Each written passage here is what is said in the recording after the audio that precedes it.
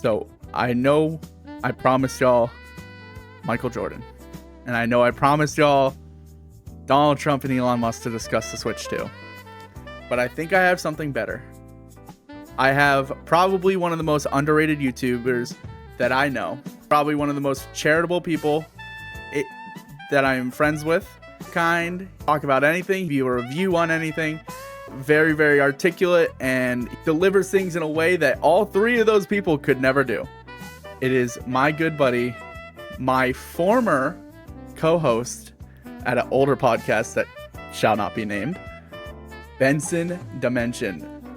Hello, Benson. Oh, you're muted. God damn it. Hello, Benson. Hello, Scram the Ram. Can you hear me now? I can hear you now. That was seamless almost. That was like the second try you had that shit. Fucking close, man. I'm swearing at the beginning, so it's gonna get demonetized. It was so freaking close. It's going well. It's going well. It's going beautiful. This is this is no different from any other podcast that we've honestly done. So this feels as natural as it did back when we were doing it. But it really does. There is a little bit of a difference, which is this is a different format. This isn't what we're used to. What we were used to is kind of more of a just a gaming podcast that kind of became more open-ended at the end of the tenure, and we're doing something a little bit different. So I just want to start off by saying welcome to MindMilk. Welcome to MMP, which as we search the abbreviation up, it's not that bad.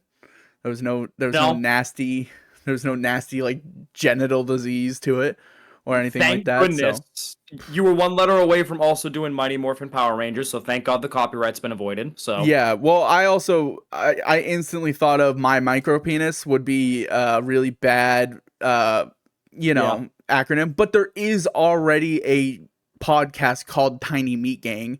So you really can't. Okay, all right. You can't go worse, you know. So it's like we're okay. Worse. You really can't. I think it goes MindMilk, whatever the fuck you just said, Joe Rogan. Perfect. Somewhere on that. There you go. That's there. The ranking. We're there. We're on the podium. We're right at the top. Way to go. We're good. We're on podium. So feel free to give yourself a little bit of an introduction. I know this is always annoying to be like, oh, give yourself introduce yourself, but I kind of need you to. Yeah. So for those that don't know, hi, I'm Benson. You probably know me from, if you do, anywhere on YouTube and Twitch, known as Benson Dimension. That's also the name of my handles for pretty much anything I'm on social media for. You know, Benson Threads, J16. Blue Sky, Benson J. Don't fuck it. The OG. Do I have to bleep that? Oh my God. No, I remember that. Well, if we want to go to OG all the way, because we'll go into that stuff later. My original that my parents made for YouTube, we'll get into that stuff and content creation when we talk about our episode later. Absolutely. But the OG name was My Benson 5. I love that. Dead ass. I love that. My Benson. You can still find remnants. You're our Benson now. Hell yeah. It's no longer my Benson, it's your Benson. Have you ever realized that both of our usernames are rhyming schemes? Like you're Benson Dimension and I'm Scramaram. That kind of was the intention at one point, I realized. No way! Wait, really? It sounds bad. So we'll get into everything else later, obviously, but to give an idea, when I was rebranding stuff for Twitch and eventually the YouTube stuff, it's I've always wanted to do the multi-dimension theme, and that's pretty fun stuff. And I realized it just sounds cleaner. Genuinely, I sat one day doing my outro after I ended stream, and I was like, "Shit, this sounds pretty clean." So I kept it, and it was meant on purpose. And now that's just the whole brand between that. My other social media is, like I said, Letterbox as well, where I write movie stuff every 5 blue moons and a strawberry moon in between. Yeah, we didn't talk about the strawberry moon, but why is it called a strawberry moon when it's not goddamn pink? That's a problem. Someone looked that one up. Someone looked that problem up. Pissing me off. I'll eventually make a video on that. But no, I guess to talk a little more about the content, I do a lot of stuff. I stream variety stuff, mainly indies and RPGs and platformers, because that's my jam. One of the biggest things that I put a lot of my effort into, well, first of all, also New School Arcade every 5 years when Connor and I get through the divorce and get back together. New School Arcade is just Game Grumps 2.0, which is great. When you guys stop putting restraining orders on top of each other for no reason. We're like Hall & Oates for gaming. I love it. The Hall & Oates of gaming is a great title. Oh, that's how I'm gonna refer to you guys from now. I love that. I can't wait to the next video 5 years from now for it. But yeah. We do that. And then obviously the biggest thing is I go on Benson Mention, which is originally known as the Game Dimension, because that, as I always advertise it, is my in-depth analysis review channel with a bit of an homage and parody to the lore and humor of guys like AVGN, Nostalgia Critic, all the people inspired by them. But instead of, talking about shit and poop jokes and also being questionably on the border of like cancelable in some old videos, I just, talk about the actual game instead of for 15 minutes saying it's garbage after one level and that's it, Yeah. For example, I used math to just show how the toad system in Origami King, if you watch that video chat, is dog shit. And like how it's like basically like, it's way too overpowered and negates everything, essentially. Yeah. Like I use literal math for that. There's not a lot of channels that I can confidently say I've watched every video on. I've actually watched every single video on your channel.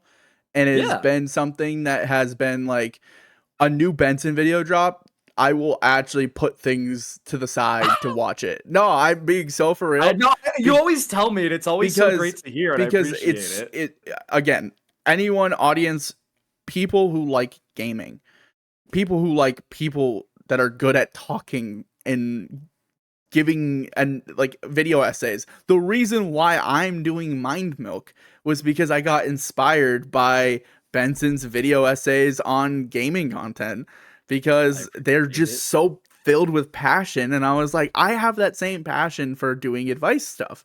And I'm like, I got to eventually hop onto that bandwagon of doing something. So that's why this is where we're at with this and doing the podcast now. And also being co-host with you. Really, I was like, there's no other better first guest than the former co-host of the pod that I was a part of for a long time. And so now it's like come full circle. It really has. But I think I started on a Mario RPG podcast, and here I am on like an advice channel now. That's crazy. Yeah. That's crazy for the podcast pipeline, actually. The podcast pipeline goes crazy. Like from Mario RPG and getting flamed for my opinions to being here to talk about why I do my opinions. That's pretty great, honestly. That's what makes your opinions great? Century. Yeah. I always say I always say when like someone asks me this one, I forget who asked me to describe your channel, and I said I was like it's almost like the great things of JonTron if he never went south, if he never went bad. And it's like even then I still think you still mog him in so many ways when it comes to giving like deliverable, like impactful speeches in your videos. I'm like, damn, like I actually want to play these games that I never fucked with. Well, it's funny you mentioned JonTron and like the questionable hill, because I popped an old video on today once or twice because I went from a pipeline of different channels and stuff. I popped a couple videos. The Titanic video was one of them. And like we always talk about like the questionable like pipeline of if he never went bad. He was kind of teetering, and I think it was in plain view because there was his mental health has always been like very visibly bad.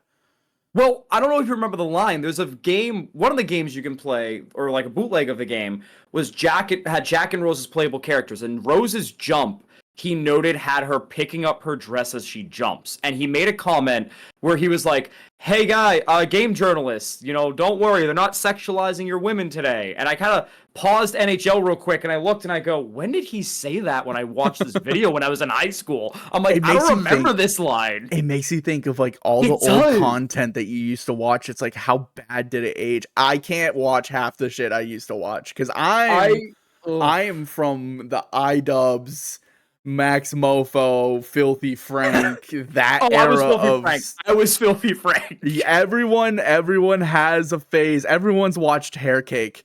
And let me Yep. tell you, like, Oh you go boy. back and watch any of those, and you're like, oh my god, half the stuff they say is like, it would Bad. instantly get you canceled.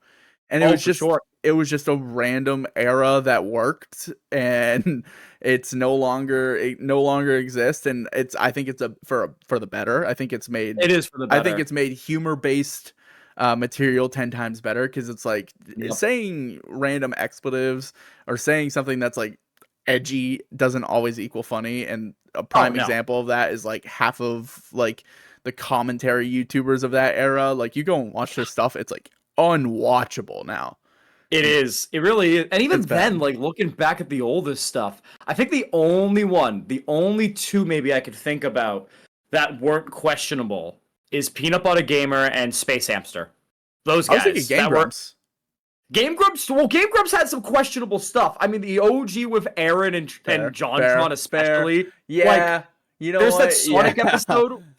Like, there's the Sonic episode where Aaron goes, "Let's see what the lines like the sign says," and there's like this elephant noise that they put over of him speaking, and there's like silence, and it's JonTron going, "Did you just scream the N-word?" Like, old Aaron, people seem to forget was just as questionable, and like basically, it in some ways worse than Oni Plays, because Oni Plays is another one that like I love is Oni pretty Plays. They're I really do. hysterical. Zach They're Haddle. hysterical. Have you been watching their the show Smiling Friends? I On love Smiling Friends so oh my fucking god, much. I season two love just Smiling season Friends. 2 just got announced, and I'm so excited. I can't wait. It's so good. But before we get It's so good. sidetracked even more, because now we're just Of talking about our course. favorite creators, which is what I was going to ask you about, is with Yeah, your pipeline. content and where you have developed into what you're doing now. For one, what made you start? And then two, who are some big inspirations at that time? I think you already kind of went over that, but like there are Yeah, that's some that you cool. probably left out, you know? Yeah. So I guess to start with like where it all like why I got into it. Yeah. And so I started this channel. I started basically streaming a year later after the YouTube channel. I started the channel in 2020, and then the Twitch started 2021 during the peak of during the Yeah. falling of COVID a little bit, or like the bit of the decline in what we notice now of everything. But it all began way back in middle school, like revamping originally, because this stuff was a revamp of why I started in middle school. I've always loved creating. I've always loved entertaining. Like, it's programmed into like I always write these stories in my journal when I was a kid. It's a drug. It really is. It really is, dude. Like, I wrote all these stories when I was a kid, and then in middle school, when my father showed me YouTube and was like, "Oh, this is a new site I think you'll like." I remember, and this is one of my inspirations. Leads to one of my inspirations, I guess, but no one will probably ever remember. But basically, he was like, "Oh, this is YouTube, and you can look up anything you want." So we looked up Mario-based stuff. We typed in Mario, and Whoa. we click on one video. And this isn't the inspiration, but it's funny, the pipeline. It's the college humor video, without realizing it, of the Mario enemies, like, and talking about their plights being enemies. Yeah. And immediately opens with the chain chomp swearing, I remember. And my dad going, "Okay, not this one." So it was a So core then memory immediately. It is. It's one of those core memories that stick with you along, like, So your gaming. Like, dad introduced you into the content world in like a technically, yes. roundabout way. That's insane. He Because did. like my dad, it's almost the inverse. It's almost the Yeah. exact. I don't think my dad has ever watched a YouTube video. That's fucking hysterical to think about. He didn't. Holy shit. He didn't have a smartphone till 2019, and that was because his work forced him to. I'm not joking. That's crazy. He had a Razor Flip or whatever. He had like a very bulky Razor phone. Yeah, Whoa. no. He doesn't. He still, to this day, will not use his phone for basically most of the features besides alarm and calling and texting. Like, he's very much no social media, no nothing, no bullshit. Yeah. And I respect it. It's like so funny that I became the way I am, because it's like that. Yeah. That's a major influence in my life, and it's like same thing with your dad. And it's like, I wonder if like if things flip flop in those scenarios, do either one of us still become content creators? If you had my regiment dad, or if I had your like show you the world of YouTube. I think you definitely would, you know? You think so? I think maybe I'd be a while behind Hmm. in a lighter sense, but you definitely would still be in the course of where we are now. Like you definitely still would be in my You opinion. chased my dream quicker than I chased my own dream because I Yeah. always wanted to be a YouTuber. Never really thought about being a streamer. And Yeah, then that's I the same for got me. really into streaming, watching streams in 2011. So like Yeah. early childhood. It was always like I loved watching Minecraft YouTube. I watched like a bunch of YouTubers, um, Yeah. all the OG classics like Jenna Marbles and all I mean, the there was Captain Sparkles for yeah, Minecraft. We want to yeah. talk about I that. was gonna name a bunch of Minecraft YouTubers because I don't know which ones are okay anymore or not. Oh, So, here's another one, Tobuscus, who's gone off the hill. Tobuscus, yeah. dude, I see his Holy stuff shit, sometimes, and I'm like, dude, you made dude. nugget in a biscuit. He Why? did. It's crazy to think about. And It he was, sucks. for a while, one of my favorites, Mm-hmm. genuinely.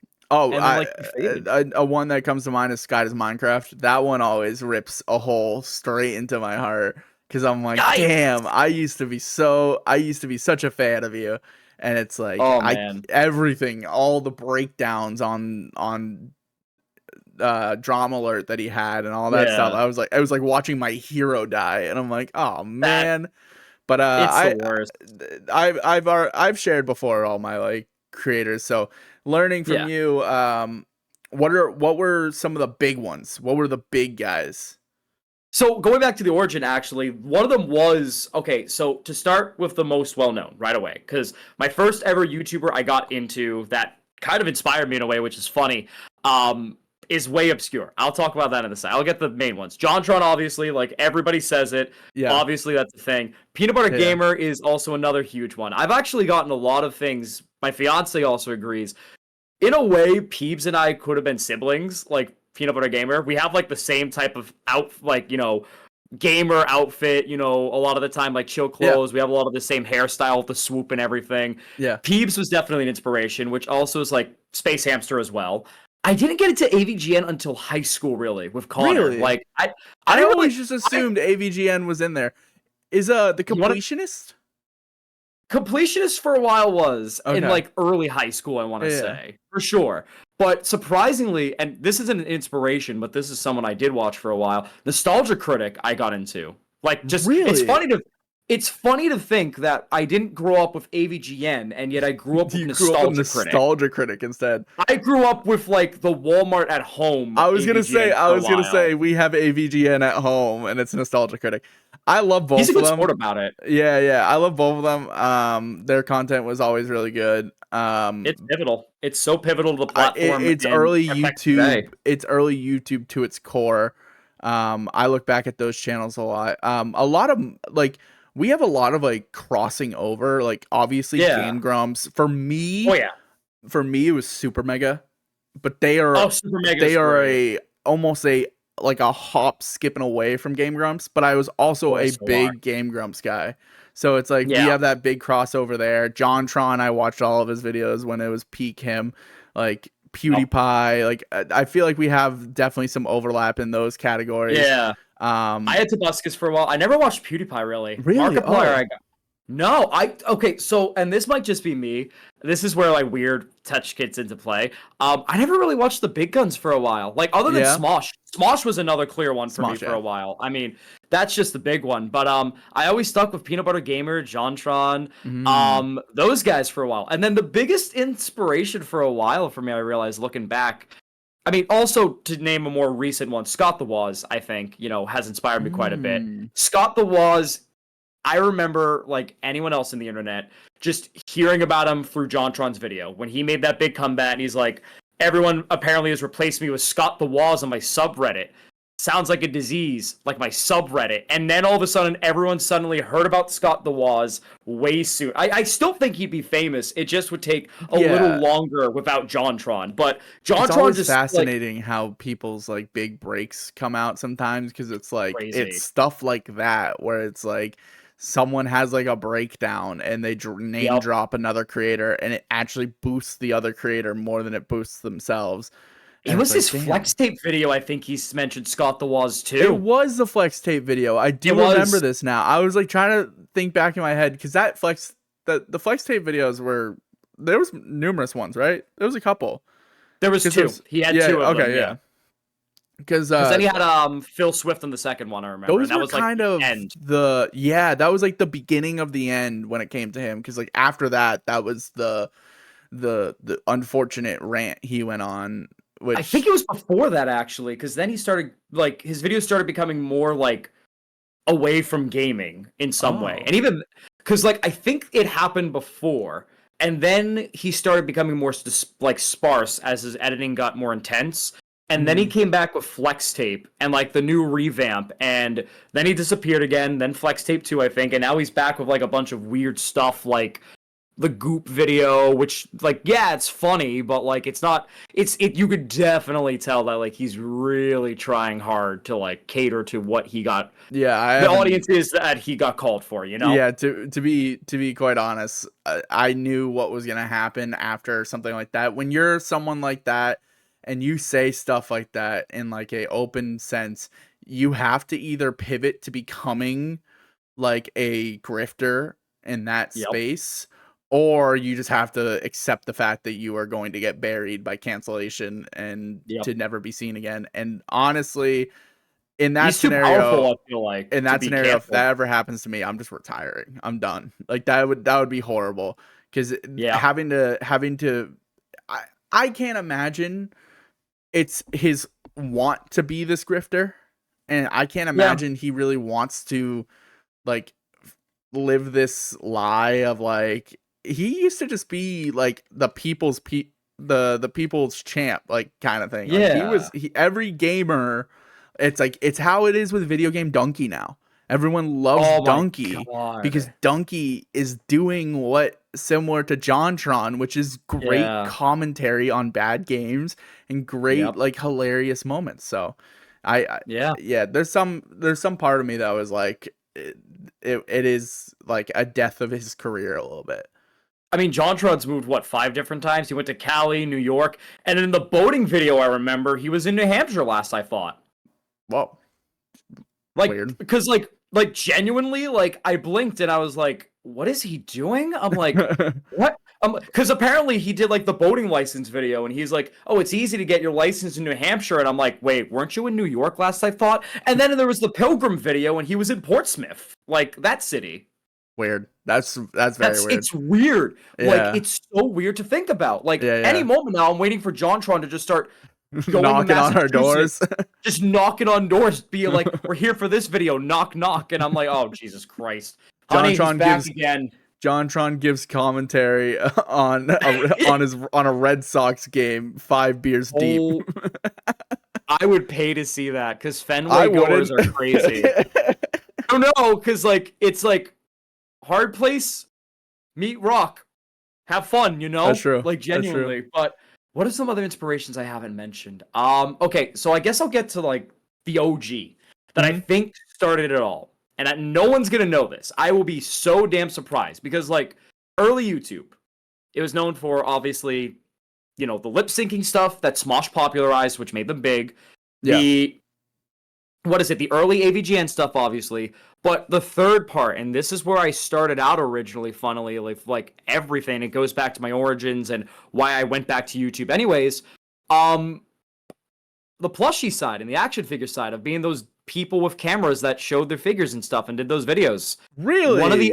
One of the OGs that I used to watch, that I'm pretty sure they were one of, if not the first channel to use plushes and action figures, the Cute Mario Bros. It's a very obscure thing. They have now check it out. It's basically like they took like the sketch cheeky tongue and cheek humor of the 90s. Yeah. And like had their own spin ever since they were in middle school, and they grew up through college doing it.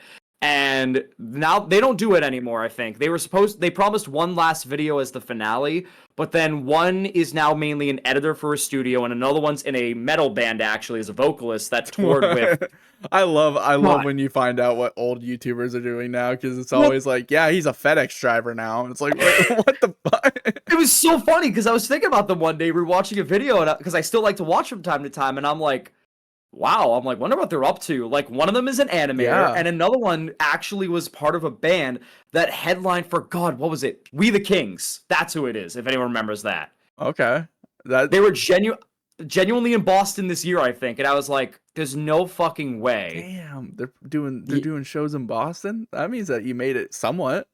He was the opener for We the Kings, yeah. So like he got to go to Boston and do this tour of them all over the United States, but That's pretty they cool. were mainly like early stage, like getting me my foot in the door on what I can do outside of writing. You know what I mean? Because as much as I Yeah. like being like crediting myself as doing a lot of filmmaking stuff and wanting to be a filmmaker, they were like the OGs. And this Mhm. ties back into my timeline of getting back into YouTube, and why I started it all was because I was inspired by them and several Pokemon channels at the time.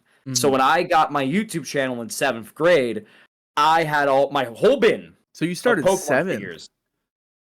7th Okay. grade is when I started. I had like 3 different series running at the time. I remember them well. It was Mystery Dungeon based series because I was Mhm. so in love with Mystery Dungeon, still am. One of the other ones was, and this was a popular one with the Pokemon community specifically back in the early YouTube days, and it was a thing that was going for a while because it was the hottest cartoon. Everyone had their own spin on Total Drama Island. They had a shitty Yeah, okay. Yeah. I know exactly what you're talking about. That was a weird era. they That had was a weird like their era for own sure. power. Pokemon especially, they had mainly Yeah. like a lot of Pokemon ones did like PNGs from the games with Mhm. Adobe backgrounds, PowerPoint style, and that's it. Machinima logo in the corner. Yes, exactly. I did it with action figures, That and then there content was an creator's not getting paid. nope. And then I wrote, and then I wrote, and then I wrote an original series when I was a kid as well, and basically started directing that. And then obviously high school, getting to filmmaking stuff. I think around sophomore year, I want to say. Mhm. I stopped doing YouTube because I was like, yeah, I'm not getting back to it. I tried doing a Let's Play one time of Pokemon Black and White, did one episode, got busy with high school, and then I dropped it. And then Don't we all early have that? college, yep, boy, we do. And then I deleted the channel. I nuked it essentially. So like, Oh, other I than have stuff, 3 nuked channels. I know exactly what you're talking about. I actually by metrics or by like just like age. Obviously, you're a little bit older than me, so I yeah, can't say like I started it before you, but I yeah, started doing content before you started doing content because I started in 5th grade with a couple of friends. Actually, you know that's one of them, crazy. Ben. Ben and I had a No YouTube channel together. way. I can't say the What? name of the channel. I will never share the name of the channel. I don't even know if Ben remembers the name of the channel. Maybe he does. But yes, we used to post YouTube videos and it would be gameplay that was recorded off of our phones in front of a TV screen and we would do That's what I commentary. did. It was squeaker commentary because none of us hit puberty yet, so none of us Yep, had a fucking voice to do it. So we'd be like, I "Hey did guys, that. welcome to Call of Duty." It's like it was the I worst did that shit with Pokemon possible. Black. I Yeah, remember it because it's a rite of passage. it is. It really is, Yeah. honestly. And like, I was the kid that adapted to like the noises of my cats. So my cats would make being curious would make a cameo every once in a while. Like, I had no Hmm. script. I just had an idea. I knew what I had in my head, and I just went with it. But then I Yeah. dropped that, and then around college, I want to say, when I started getting back into the writing aspect again with scripts again, because there's a whole timeline of high school where I worked with a public TV studio. I did a lot of film classes in high school and did my own projects. I Yeah. was like, you know what? Just for fun, let's do a YouTube channel. And then I just never did. I kept putting it off and putting it off because I was like, maybe when I'm not as busy. And then I wrote a capstone, like, because I went to college for a lot of business and entertainment stuff. My Hmm. capstone was I was writing an original script. I was gonna be read on stage, and basically it was pretty much set. Final copy, final one was done. I made the edits I needed. We held auditions that night for roles to be read. There was gonna be a lot of different people that like my guidance counselor or whatever they call it back up there in college now was like gonna stage a day for it to be read. It was an open thing; anyone could come. She was gonna invite Oh some wait. professional writers Okay. as well. I know where this is going. And yep, so we held auditions in the basement of one of the college buildings Hmm. until 11 p.m. I want to say. And I remember going home going, "You know what? This is going to be great." And then the next day, I got the email that we were going to remote learning because of COVID the Yep. next Yep. day. And That's my guy crazy. And then my guidance person You was got your like, I'm so capstone. Holy yeah. shit. I wrote it and everything. It was a very personal piece that I still want to make to this day. I might still make it one of these days. Um, and basically, a lot of people love it, so I might. But basically, my guidance person was like, "I'm so sorry. We will try to regroup when this is all figured out." And we never did. I should update. Never have. Haven't heard. Never will. That is gone with the wind at that point. So a month Yeah. later, I decided, okay, let's just do it for fun. I have a lot more free time on my hands now that I'm graduated from college. TV studios were shut down. Film stuff was shut down. If you weren't Mm-hmm. even local stuff, if you weren't already in that, program, you weren't getting in. And it still affects to this day, obviously, as a trickle effect. It's hard to find jobs as it is, let alone in entertainment. But I think um it's crazy because it's like in a weird way, it's like entertainment went from not only like losing a shit ton of jobs, but then it also became super yep, oversaturated because during it COVID, did. everyone became a content creator, And that's the including play. myself, including And you. me. I know, but we went different paths because I went to streaming first, and I've still Yeah. really, besides this, I've never really made another YouTube channel because I Right. tried for so long with the YouTube channels when I was younger, and this just I don't know how you do it. Like it is impressive to me how you can talk and discuss to a camera without a chat. Like I think that's a very It's undervalued like skill to just yeah. be with yourself and talk with yourself and not feel like I feel stupid for doing this. I feel dumb, I mean, and it's like it's just a part of it though. It's like yeah. I have so many dead videos in my folder right now of me like just like stopping myself halfway through a sentence and being like this is bad. This is bad. I got to do it again. Well, I mean, I guess starting with YouTube is the thing because I started with YouTube obviously, and I was like, let's do gaming. Let's do that, Mhm. because it's something I know very well. So obviously the rest is history. Battle for Bikini Bottom video, everyone goes through it. Banger. Banger. Everyone Bangers, got everyone banger. please watch that one. I if you don't watch anything else from any of this, if you don't even watch another podcast from me, the one thing I request from you to do is to go over to Benson's channel and watch the Battle for Bikini Bottom video. It is what made me fall in love with Benson. They did a fucking fantastic job with that video. I was so nervous because that's where I started. I'm used to yapping, but like I think that helped with streaming because a year later, if we're going on the path of like content in general, Yeah. a year later, because of a bunch of you guys, I started getting into streaming. Because I'll be honest with you, before that year when all the homies started streaming, I never got into it. I just Mhm. watched Let's Plays and my usual stuff. I Yeah. never journeyed onto Twitch. That year when I started and all the homies started a month or two before me was when I made my first ever Twitch account. Yeah. That's just I that's felt all he wrote. because we all like in the collective space, the group of friends that we have, I met you, friend of a friend, like Yep. became companions, and I believe out of everyone in that group that kind of started around the same time, I had the most experience with Twitch.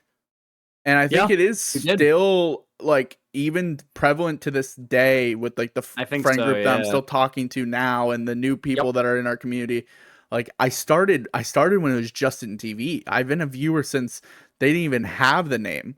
And then I was there for Twitch Plays Pokemon. I was there for Bob Ross streams. I was there for when they That's got crazy. bought out by Amazon. When the first sub button happened, I was in the chat. And it was That's yeah, crazy. it was Soda Poppin's chat got the first sub button, and Yeah. It's like or the was it? inverse like you mentioned for me. Yeah, It's like I've been there since day one for YouTube. I've seen this thing revolutionized since the start, you know? yeah, YouTube. I was pretty early too, but I was never like day one. I have a lot of Yeah. I have a lot of YouTube channels that I say like, oh, I've been watching since like the beginning. Like I've been watching since like they started the channel, and Yeah. I still hold that to dear. Like Creature Hub, Super Mega, Super Mega, yep. Shalat for most cases. I started early on watching Jay Shalat videos. Yeah. Um I mean, a lot of like the other Minecraft YouTubers that are now pretty popular, I was like, hey, I saw those when they were growing up, and like Ludwig, I hopped on that bandwagon. He's probably the biggest inspo in all of I my was gonna content say, creation. every time you get the chance to mention Ludwig, I know it. You know. Because to be fair, I think he is one of the most like you can model the game after him, and it's Yeah. the most just like it's the Tim Duncan of content creation. He's just so Yeah. fluent in what he does. He's good at He clickbait. is. He's good at exaggerating a story to make it sound way better than it is. He's good at like playing video games, and he's also good at being bad at video games. Like he's a bad Yup. loser, and he's a good loser, but he's also a bad winner, which means that you get more attention. I think he has like That's a good true. philosophy about that. So I always recommend people that want to get into content creation, especially streaming, to just watch He's a good some of his starting point. shit and just learn from him. He's a But really good starting point. there's so many creators like that you can like Doug and Germa and Yep. there's a massive list. Soda Poppin, Yep. Wreckful, rest in peace. Like you go back and like there's some guys that you'll watch and it's like that's the pioneer of streams. But nowadays there's this new era of streaming that I'm also trying to transition into. I don't know how do you feel about the new era of streaming, the more IRL base, the more vertical friendly streaming compared to the commentary gaming streaming? Because there's some people that just really have interesting opinions on it. So what do you It's think about it? So for me, it's like a duology type of thing. Like Hmm. it's just for content in general, not just streaming, I will say. Yeah. Because YouTube's the same, you know, we've moved away. There's a lot of gaming videos still, but like now we move to Shorts is like bigger. the shorts is bigger and also clickbait, you know, titles like I did this in this many days, like that type of Yeah. stuff, which models after the biggest moving and shaking for better or for worse of what YouTube and content is now, Mr. Beast and his I did this challenge, you know? Or Ryan Um, Trahan, or yup. even Casey Neistat. I think he's probably one of the pioneers of doing those type of stuff. Roman Atwood, like the prank Yeah. YouTubers have now transitioned into this like, hey, I did this challenge to see what result I have. There's this guy I watch right now, and I love him. Yeah. His name is Killdozer. Shout out Killdozer. He which Love the not name. not as in the guy that used a bulldozer to do Yeah. political damage to properties and stuff like that. He was Yep. also a legend in his own way, but Yeah. this guy is a CS:GO streamer turned into this I try eating one group of food for an entire week challenge. So he'll Yeah. do like a green diet where he only eats green Interesting. food, or Hmm. he'll do like a MRE diet, and I watch his videos like as soon as they come out. They're my new Interesting. addiction. So, So, I mean, again, it's the same thing. Like we moved away from like the short form content in regards to like the video game stuff. If mhm, you're gonna do gaming, if you're gonna do entertainment, it's got to be long form, some essay to some degree, whether it's a review or that. But the main thing is like you've mentioned, like this new age, like very vertical, like short. It's yeah, on one hand, I really do like the approach of like what I'm seeing. Like, obviously, content should be more accessible, and in some ways, some content should be quicker to digest than others. It's a mhm, very fast moving world. Not a lot of people have time, but that makes the long form content that does stick out better. Shout yeah. out to Eddie Burback specifically, Love who's Eddie Burback. Love him. Rainforest Cafe, Oh Morbius, my Timmy the god. Tooth. Yeah. Like, this dude's a legend. He's Ted awesome. Like, Nivison, him and yeah. Ted's amazing. But, like, it brings up a point where they don't just do long content, they can do short TikToks as well and still be bangers. I mean, everyone quotes or like references Ted's original nerd rope TikTok to hell and back. Yeah. Like, I don't know if you know that story, but Oh like yeah, yeah. when The edible that he took and he ate like the whole yep, thing, and that was the first time he's everybody done mocked edibles. everybody uses that music and that type of prompt as TikToks. Like, Yeah. and it also for streaming as well. Like, it's great to see all these different voices coming up for streaming. You know, Kai Cenat obviously is one of the biggest. Love Kai. Queso is another huge mover and shaker. See, okay, It's so interesting. Queso is interesting to me because Queso Yeah. gets brought up in this new era, and I agree. He is a new streamer in this space because he's only been in it for I think before COVID. thing with Sketch. Yeah. Same thing with those content like Sketch Jinxie is another Sketch. one, yeah. Yeah, they are very much like new age. Queso is an old age streamer though. He streams like a Germa. He does. he streams like a Forsen would, like where they play a game and they just play a game that isn't the popular game to play. They're not doing like crazy IRL segments all the time. They're not doing these like crazy things. Everyone's like there for his personality in playing video games. It's like the new old. It is. It's like a new wave of old. That's why Queso is definitely up there right now for like, in my opinion, one of the best streamers, one of the best like up and coming streamers, because he just does it differently. He does. He brings it like, because you got like FaZe Clan that does a bunch of like the clickbait or the clip farming content where they try and get like the best clip possible to get viral, and it's genius. It makes them a lot of money, and it has boosted their numbers exponentially. All those members of that FaZe Clan at one point or another have been in like the top 10 of most subbed on Twitch, and they've been doing these subathons, which is also such an interesting thing, because it's like, you think with all the short form content that's out right now, you'd think subathons wouldn't be hitting as hard,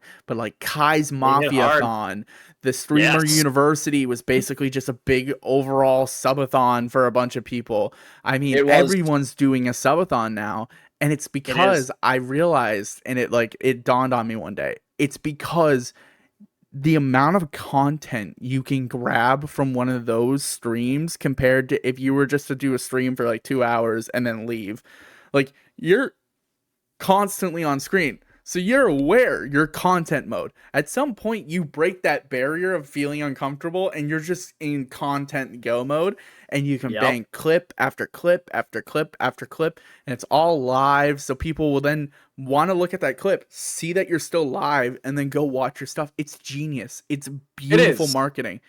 I don't know how well it is for the content. Like, I don't know if that really makes for better content. I think it does. I like that version a lot more, because I also am a fan. Like, Ludwig does it. Ludwig did the subathon. He was probably one of the biggest ones. I mean, he became the biggest streamer at one point during the COVID subathon. But he does gaming challenges that he games for a week straight playing League, or he games for 12 hours playing Elden Ring. And it's like, that stuff, I like watching those videos way more than someone doing a Let's Play that's like cut up into 50 pieces. So and that's like, that's the flip side for me though, talking about this stuff, because like, this new stuff is interesting. It's revolutionizing the game in so many ways, but it's also giving way to the underbelly, in my opinion, that always has been talked about and warned about, of content creation. The highs, the lows, and like the personality that when you're constantly in content mode, when does it suddenly become not just content mode, but who you are as a person, which can be dangerous, you know? And that's also like, because that's one point that brings it up. Like, don't get me wrong, shout out to everybody running the game. Kai's Mafia-thon is one of the greatest events that blew up TikTok that I had ever seen, other than Queso's regular streams. Like, and it's for a great cause. Like, using that for a great cause is awesome. And now content creators, because of stuff like what Kai Cenat does, are being seen as almost celebrities, for better or for worse, depending on how you view it. He got how many fucking celebrities on there, other than it was like insane. The usual,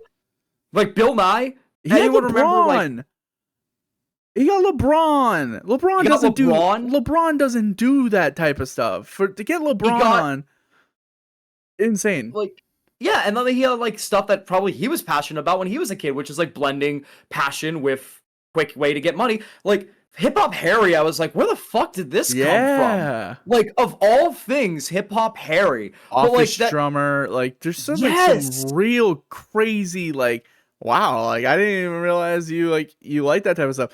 Getting like him hanging out with like Corey Kenshin, or like when he's done stuff with like RDC and all these creators that I grew up watching back in the day too. It's like so cool to me, because it's like it's the collabs are in. That's a big thing. Doing collabs is like so mind-blowingly big for you. But It like is. it is also just good content because you get to see what like two creators' minds are like. I do have a question for you now because you did bring up a Yeah. good point about how far into content creation does it go until it becomes like, is this your Part of your personality? personality. Do Yeah. you think when you go live and when you do content, do you think you're a different person? I catch it every once in a while. I do. Oh, really? Sometimes I catch it every once in a Yeah, while. yeah, I'll admit it. yeah. Like, you know, like the videos especially. The videos Hmm. you can tell, and I'm getting better at this. The videos you can tell are me presenting a point, presenting a thesis in a way. You know, Hmm. whether it's a game or future content down the road.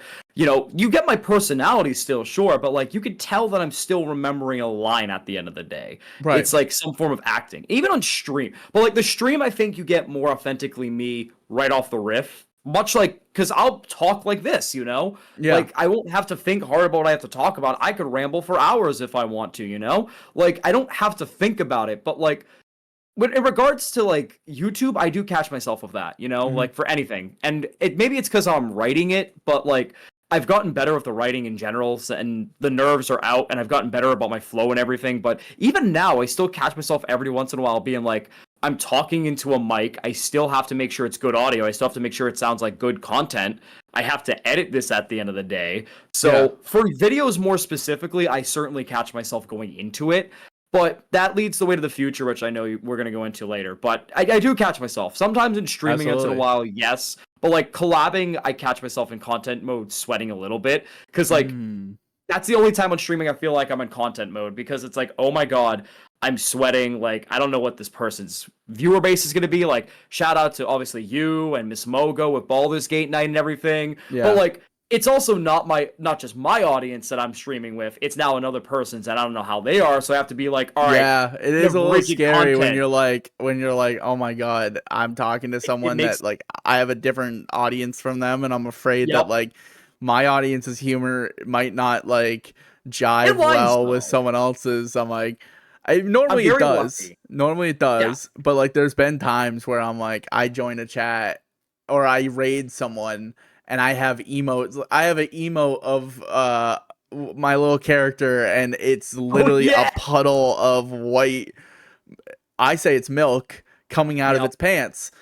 And I think most people wouldn't want that in their chat.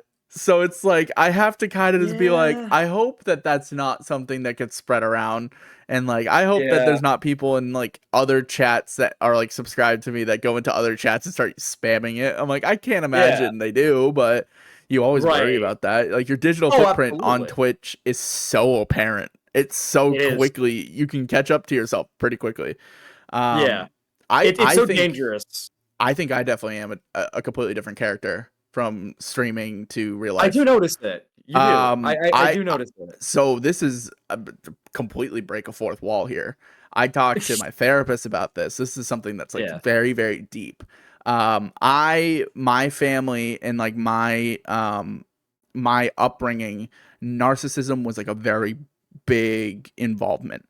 Narcissism Yeah. disorder, like all that stuff, like very like self-imposed, like or self-centered like thought processes in your life and stuff like that. Yeah.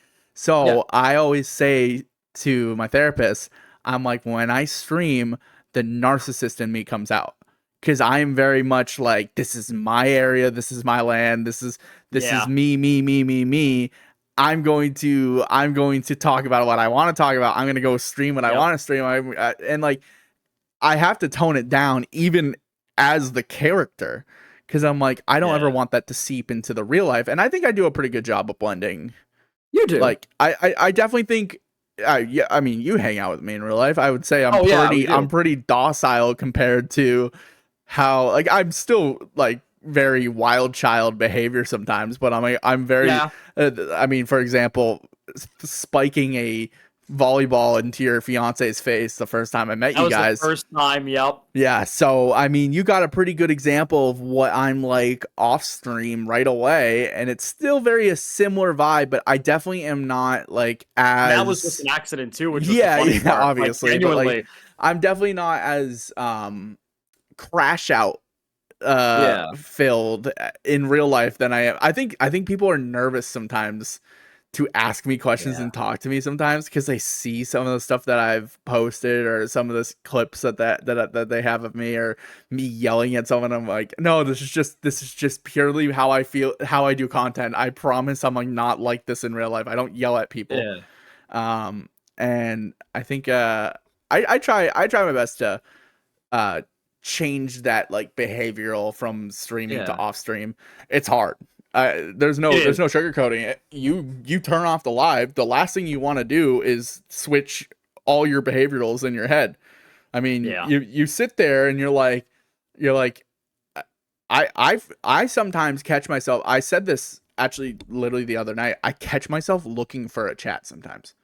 Like I will dart my eyes to the right and I will like expect there to be a chat box with people talking and I'm at work or I'm at a grocery store and I'm like, this can't be good. Or I'll hear like a donation sound or like a follower sound. And I'm like, ooh, I've had that every once in a while. Do you have that too? Okay. I want to feel less crazy.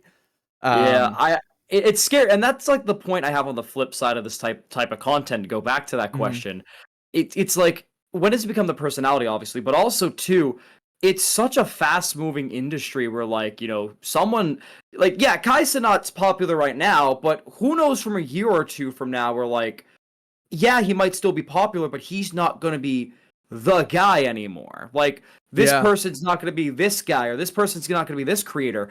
It's COVID, for better or for worse, has made content, even if it already wasn't the case, a big part of the entertainment industry and the world as it is. And it's the idea that anyone can do it, but it's tough to master, if not get into. So there's no mastering it. There's none at all. And that's the best part, is that the closest you can get to mastering is like reaching the peak that some of these guys reach and going even further beyond that. And even then, that's not the peak. What's your goal? What's the I made it moment for you? Okay, so we talk about like what I've realized I made it, or like we talking about like what's my when I think I'll make it? The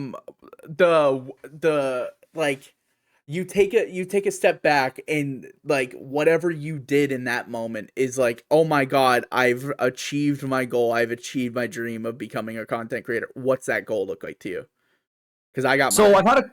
I've had a couple moments already where I felt like the starting point of I've made it, you know, time to get to work. Yeah, there's always I'll shout out those first. So first of all, I'll talk about what in my mind.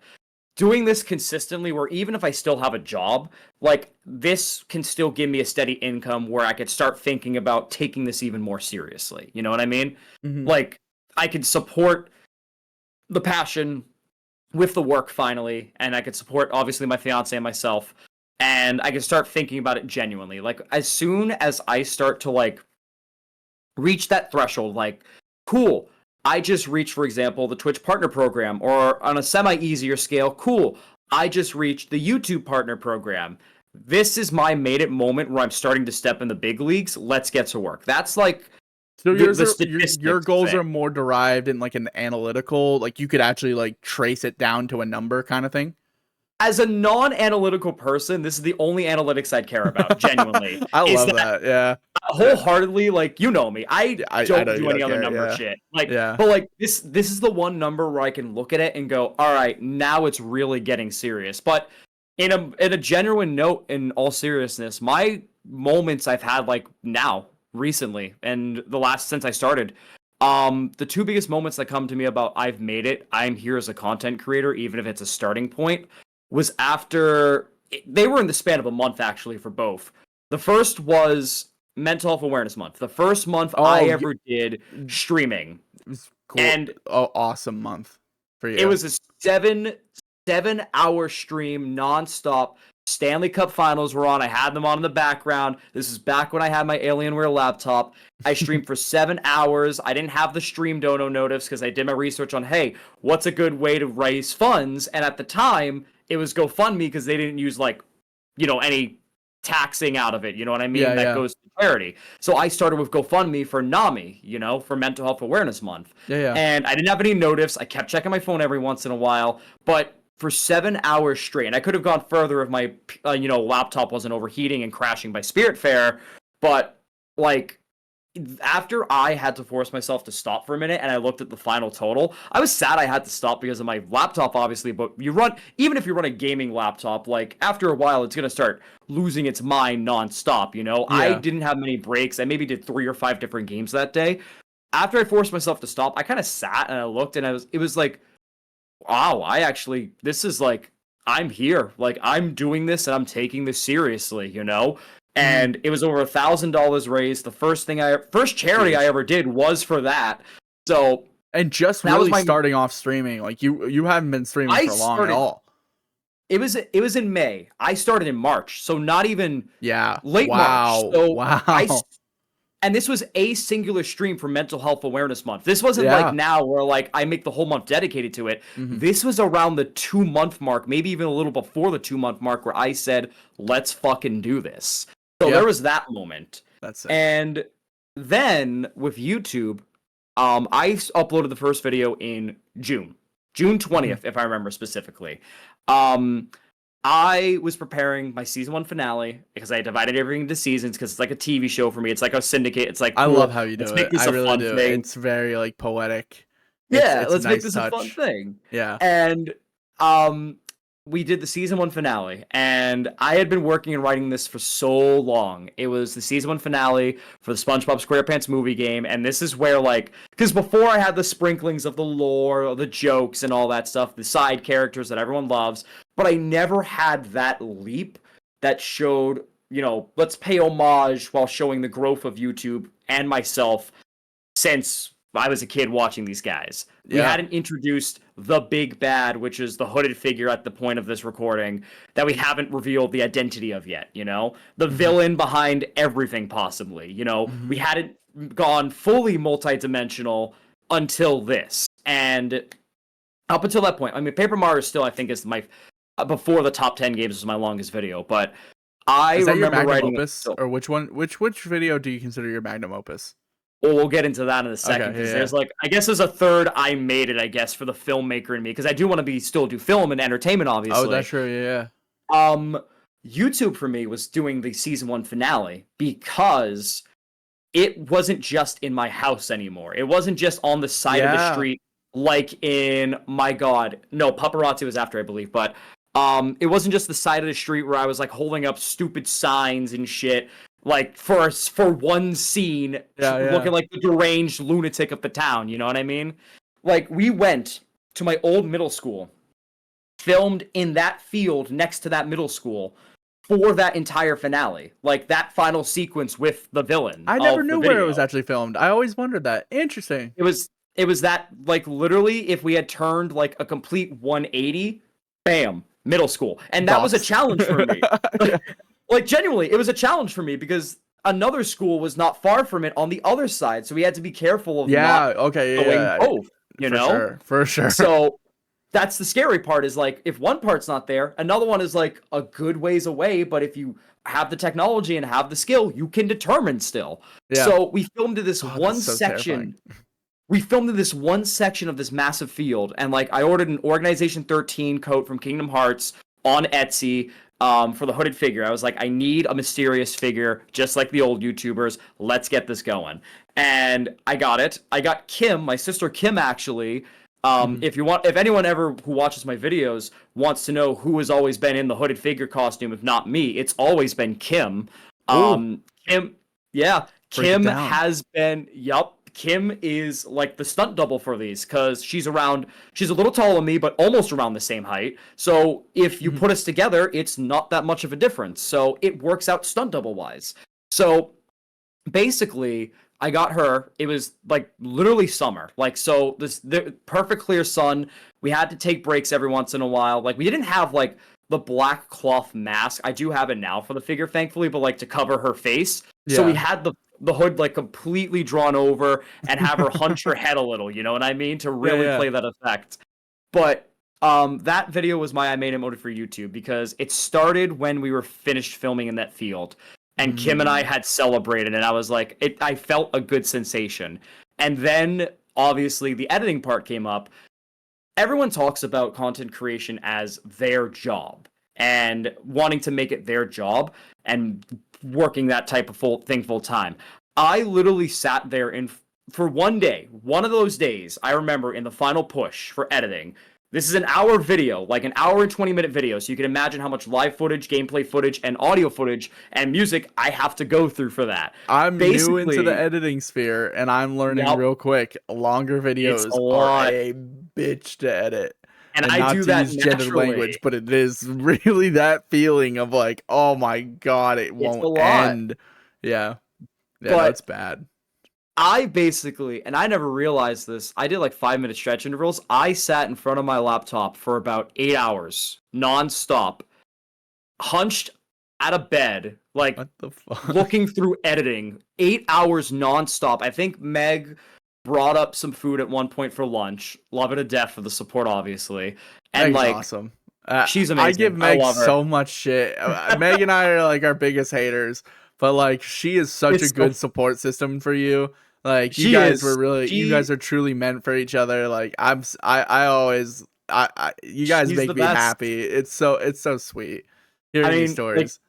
she's also one of the biggest supporters of all I do, especially Yeah, YouTube. If it's not me, she's always the camera person typically. She's the one that wore she's the cat in the always hat in the suit. chat. She's always around. Like she She, works too, so it's I like put this impressive. Yeah, she works basically two jobs. She works a school job and another job on weekends. Yeah, So, and she finds time not just for her content, but also to help me with mine. Like, she's been in the cat in the hat suit. I've made her tape games to her face. And, like, she's been such a great supporter. Obviously, I love her to death. But, like, back to the video itself, too, obviously, editing was another moment where I was like, wow, this is like a full time thing for me, but I'm not getting paid and I'm still having fun. It wasn't yeah. until the premiere of that video when the credits rolled where Mm. I was rolling the credits and like obviously I had the credits created by blah blah blah, shout out to that list, and like everybody, there was so many of you in chat, I remember that live stream chat, and I remember thinking to myself, holy shit, I actually made it. Like that's crazy. Like yes, Yeah. yes, this isn't full time, but like I'm taking this seriously. And to answer your question on what I consider one of my magnum opuses, it's got to be Oddworld. It's got to be my Oddworld video, Really? It's Oddworld? It's Oddworld. I love Whoa! I wouldn't have Oddworld. expected that. I was gonna die on the hill that it was gonna be Bikini Bottom. Oh my god, I wish. It was my first video, and I'm proud of where I've come from since and how I Yeah. did for a first video. But I love Oddworld, mainly because it also shows what I want to do as a filmmaker. Hmm. Oddworld came from a time. If you look at my channel, obviously, it's not just the length. I run a very busy life. I at this point in time, I two jobs of my own. My main job as I am as a manager, and my reffing job. Back then, it was mainly during COVID. So like this was still during like when COVID was still really, really huge. It's still a big thing, obviously, still, but like really, really huge. Like the fear of a second coming of the pandemic was like Yeah. immediate. Yeah. There was a big This unknown for like such a long time. and this came from a time where that new era of content was coming, where like I guess this is my other side of the coin that I didn't get to mention earlier to your question is faster content was taking over the quality content. Yeah. It like clickbait, as much as it works, it started taking over, and it's still Clip in a way channels are good. so big. It's still good for a lot of reasons that we've talked about, but it's also bad because now it's like nobody can sit through a 10-minute video and I agree, appreciate and it. I'm guilty of this. I will actually. There's not a lot of channels that I will actually sit through the full video unless it's super engaging. Yours is one of Yeah. them that always engages me. I don't ever miss a video, and I have not skipped out of a video. But You know like, what's the funny part? what? Speaking of that, not to interrupt, but like, you know what the biggest part is about the 10-minute thing I just mentioned? I Yeah. mentioned 10 minutes on purpose because back then, unless you had like specific, like, proof or like clicked a thing, 10 minutes, if I remember correctly, like the 1 minute to 10-minute mark was the minimum for a video. And Yeah. everybody never liked that minimum, I remember. Everybody said, this is too short for a video we want to make with this type of stuff. I Let's remember put this. this. Yeah, there was a big renaissance of like 10-minute videos are unwatchable, and now 10-minute, now they're 8-minute. 8-minute videos Yeah. are like the peak. Like if you want to get into YouTube creation, your videos need to be like 8 minutes max, and like It's crazy how it's nuts. regressed in a way. Yeah. Like people would make Q Mario Bros, for example, going back to those guys. they made 20-minute, 30-minute videos with plushies and like very minimum editing at Right. times when they were in high school and middle school, and they got everybody ate that shit up, you know? And then not Yeah. even going to Smosh, for example, but like it's this came from a time where like work was crazy, my health was like all over the place with Mhm. um and mentally I just started to like being surrounded with like the noise about how numbers should matter. And Yeah. this was Yeah. also Yeah. with the entertainment industry. Like it no It one talks absorbs about you. everyone tries to talk about it, but like I feel like no one gets to really appreciate how it is coming out of it. But when you're in that moment of like your lowest with everything and then your content doesn't pan out, it gets to you. Like I think this is around when my laptop started to shit the bed too, so streaming Yeah. was up in the air. I was like at the worst I had been in a while since high school, I want to say. So it had been a long time since I made a video. And then I was like, I want to talk. Like, one of my buddies, shout out to May, was like, you should play Oddworld if I can recommend a game. And I'm like, let me look into this. And I kept putting it off. But then something in me snapped, and I was like, no, let's do this. It's crazy how And that works, huh? Like where it's just yeah, like it's randomly something insane. snaps in you. Like Yeah, not to fully cut you off, but like this brings up like a really good point. Like yeah. 2023, I was gonna retire. I remember that actually. Yeah, I I didn't remember wanna I that. didn't wanna stream anymore. I didn't really feel like doing it. Content creation I think I wasn't saw a hitting. TikTok from you about it. Yeah, I was in a very like low spot. I was playing games that I enjoyed. I was doing things that I enjoyed. I had all these content ideas, and then I yeah, had this community stream. This is actually one of the lowest points of my stream. I had a community goal to do a stream where I did a pizza making stream. And yeah, we hit the goal. I set it up. I made multiple announcements that the pizza making stream was happening on this day at this time. It was like a Thursday at 8 p.m. like Eastern time, normal time for me to start. yeah, And one viewer the whole stream, 2 hours and a half. And I went home. I went to bed so depressed. I went to yeah, bed. I was like, I kid you not, I sat on my Twitch channel. You know, like the settings feature where you can go down and you can you yeah. can hit like archive channel or not. I don't forget what it's called. Something like archive channel or something like that, where you I think basically just that's the like one. Yeah, you like pause your channel, like you just like deactivate the channel. I literally almost deactivated my channel that night. I genuinely was like, there's no point in doing this. I'm not gonna break out of this bubble. Like yeah. like I remember having a stream obviously like that where I was losing my mind too, I and was like it was a obviously spur of the moment stream that I regret. it's like you're not the niche that everyone wants, and it's like Yeah, it's not that. It's like the niche hasn't found you. It's not that you're not the niche people want to find. It's like right. you will find somewhere in your space, in your field, and whatever you're doing. Like for now, for what I'm doing that's like been very popular is TikTok streams where I play a You have. Faudian game and people troll me.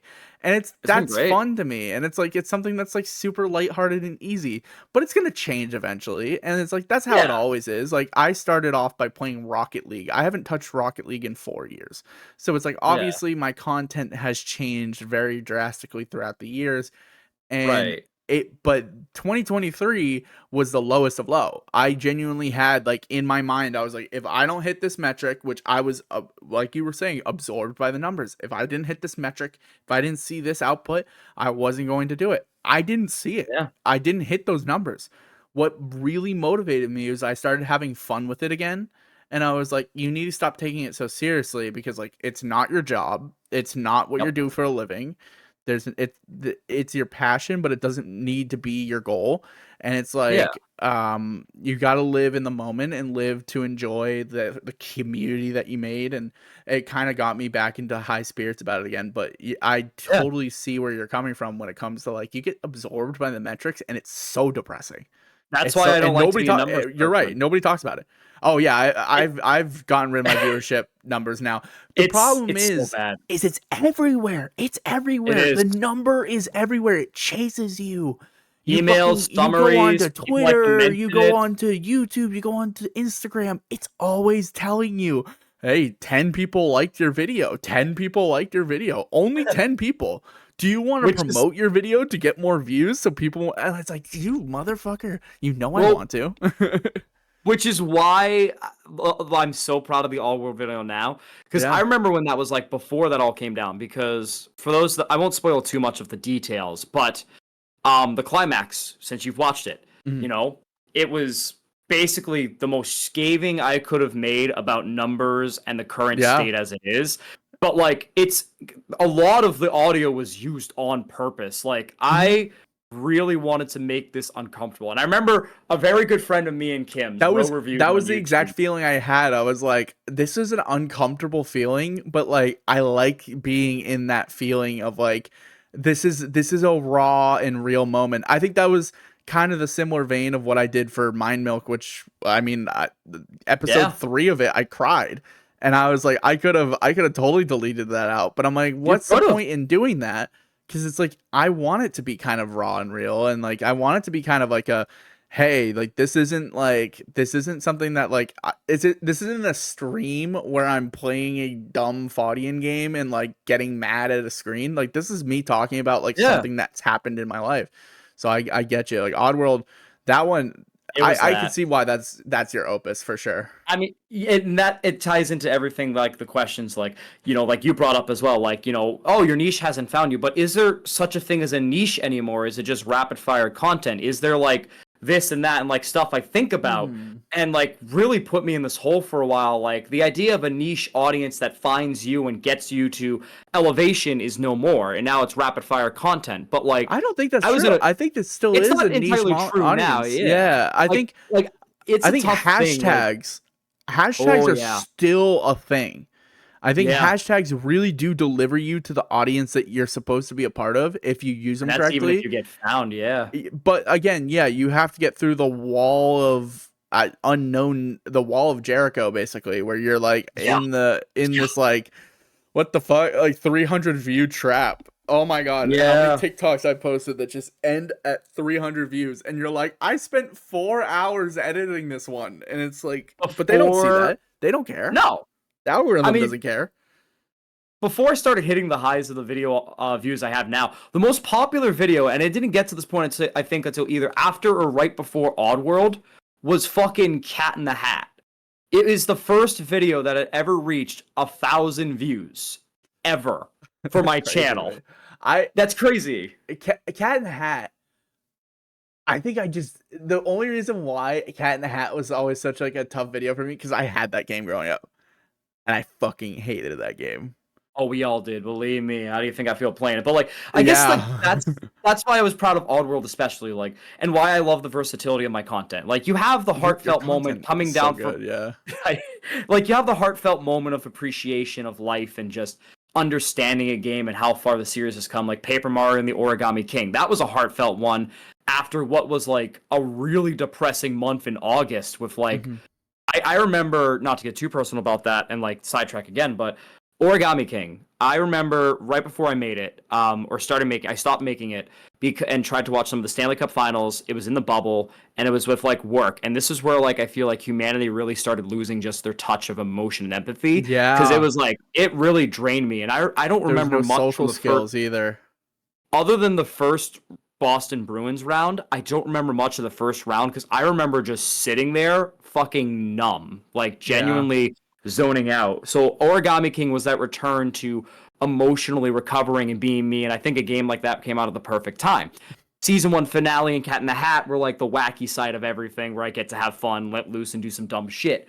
Oddworld was the moment where I got to shine a little bit as a content, more than just a content creator, but like a filmmaker and an entertainer, because I got to write a really good video about a game that symbolizes a lot of the world now, what I tried to warn about and how I feel in so many ways. And that ending was like real, the climax of it. And I wanted to do more with that ending, believe it or not. Like, I wish I had the special effects, because to give a little insight to that, I originally wanted it where when, you know how like in that video I slowly move my hand and it changes back to me, right? Yeah.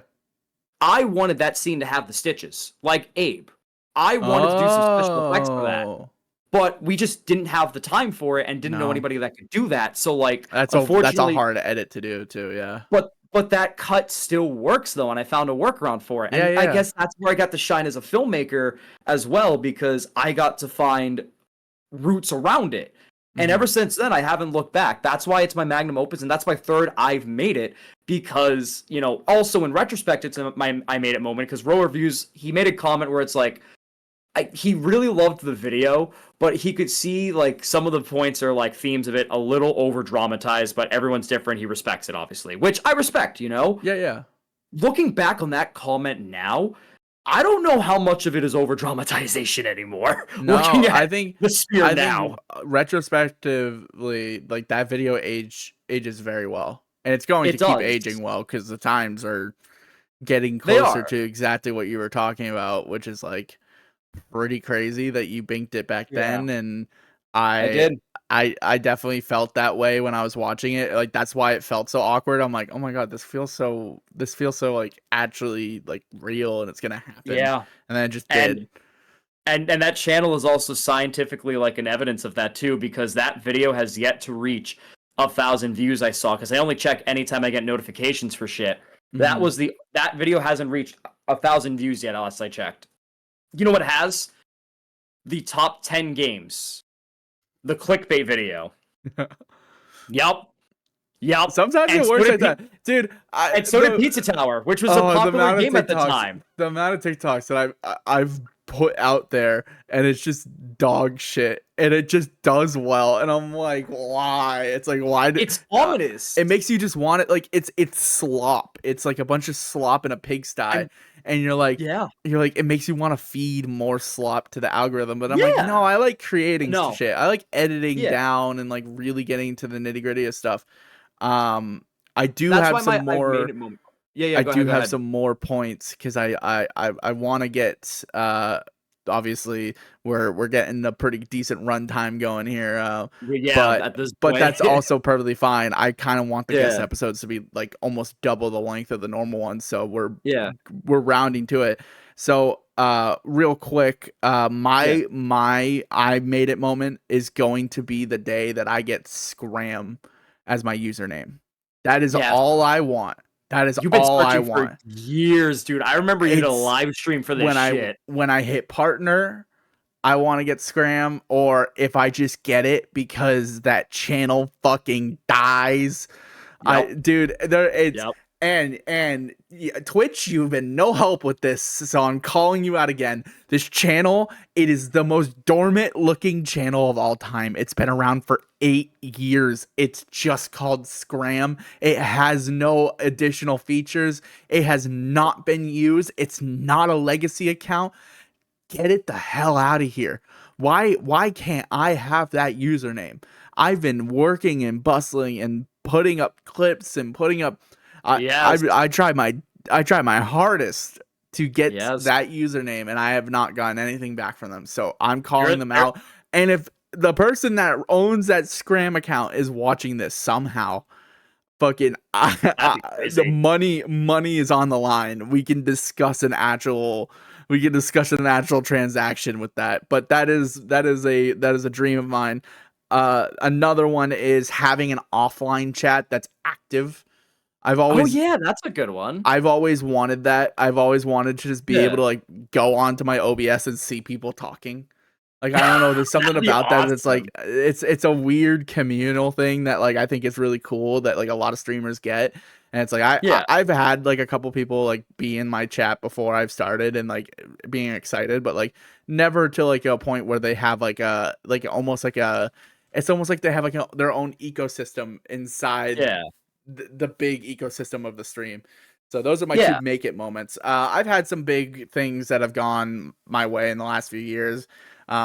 Obviously, like a lot of like the fighting game stuff, like Yep. beating That's a good one. uh beating getting over it, beating only up, like those games really like that's what gets you to like strive to keep doing it because it's just that Yeah. serotonin release. It's like a drug, so you crave it. Um, there's a lot of like playing like the Elden Ring game or Elden Oh Ring yeah. and Souls likes, like you get that same feeling. A lot of mine are gaming based. I haven't made a lot of videos that I would be like, those are my magnum opus. I don't think I have a magnum opus. Yeah. Necessarily. Even then, Oddworld, I wouldn't consider to be the biggest It's my magnum opus as of right now. Like, I never set it in stone, because the moment you set something in stone, and this is life in general, I find, the moment you set something as your magnum opus and then call it quits there is when you give up entirely on your dream. Like, That's fair. you think there's nothing more. Like, I've been writing a season 2 finale to finally wrap season 2 up years later, including Oddworld, and have had to rework it 5 different times. But that could be like a magnum opus. But like, sure. I also know there's some other stuff that I have that could be magnum opus. It's like Elden Ring. The one Elden Ring stream that I did as well I was loved like, your Elden Ring stream. oh my god. And like, I love Souls games. I don't talk about it a lot, but I love Souls games. But like, the one stream I did was like the quote unquote magnum opus, I want to say, at the time, with how many people stopped in, rated, and were hyped about Elden Ring just because I wanted to beat a stupid guy on a horse for a while and just almost died to a dragon in the marsh, you know? Oh, Like, the tree sentinel. good old tree sentinel. Everyone gets fucked over by the tree sentinel. It's a literal mental test. So, a couple more questions. One of them is kind of a more interesting personal one, because it's something that has changed in my time of knowing you. You are now identifying as they, them, and no longer he, him, and I just kind of want to like, I want to hear how that's been and what that was like. Like, you know, like the output looked great. Like, it looked like a lot of people were in support. Have you gotten any hate? No, and I'm very lucky that I haven't, awesome. you know? That's I awesome. haven't, and I'm very lucky. I'm going to be honest with you. It's always a lingering thought that I've had since high school, late high school, when I've like, also when I started questioning being pan, obviously, because I'm also pan. But it wasn't until a couple years ago where like it started really playing into the idea. And then, surprisingly enough, it really started playing during the height of COVID and figuring out who I am. And I think Oddworld helped as well, like who I am, what am I going to do? And then the follow-up video of Paparazzi being like, I am me, this cannot define me. I really started to like, I think that shift and playing that story out in content helped me figure out where I'm going to be. And then seeing the Barbie movie, surprisingly, and how beautiful that was. That makes sense. That's like such like a self-identifier movie of like, be who you want to be, because like that's what makes you. That was like a whole paragraph I wrote in my review. Yeah, you know? And it's like it was for me it was, I guess it was more of a surprise of like, because I don't know like a lot about your personal, like, deep down, like we know each other for only a few years now, and like we're getting to know each other more and more, and like, to be honest with you, you're one of my first pansexual friends, and now you're one of my first non-binary friends. So it's like, it's not even like, and it's an honor, obviously, and I'll it's something on that's my like, fridge. It's gonna be an honor. Scram's first non-binary. Written in crayon. It's like an art piece slapping on my fridge. And it's like, for me, it's a learning curve, because it's like I've never intolerant of it. Like, it's not something that like I'm against. I've always been an ally and support for as long as I've been conscious. I mean, I feel like early teenage years, like preteen years, you're just kind of edgy for the hell of it. So whatever. Absolutely. I went through that phase too. Yeah, I mean, everyone had their iDubbbz phase. I truly believe it's like a renaissance of like, hey, that's what you have a couple pipelines. You have like the social justice warrior gets owned phase, where you watch those videos and you're like, oh my god, those guys are so cool because they're really sticking it up to these women. And it's like, no, like, they were just fucking losers back then too. And then you have like the debate, like the debate speakers, like back in the day, like Ben Shapiro to a lot of people was like this coveted hero, and now it's like, oh my god, who is the change my mind guy that's also a fucking that's he was in how to save a life. It's oh my god, Steven Crowder. That's the name. Jesus, that Christ. fucker. Hate that guy. The wife beater piece of Yep. shit. And Yeah, no, there's he's a a bad. video that I love of him getting punched in the face and stuff, and that was beautiful. Let me tell Yeah. you. Yeah. Well, Oh, it's everyone beautiful. has a phase of like, or, They do. and if you don't, then good for you. Don't You get me are better wrong. than I was in high school. You're Let me better tell than you. me.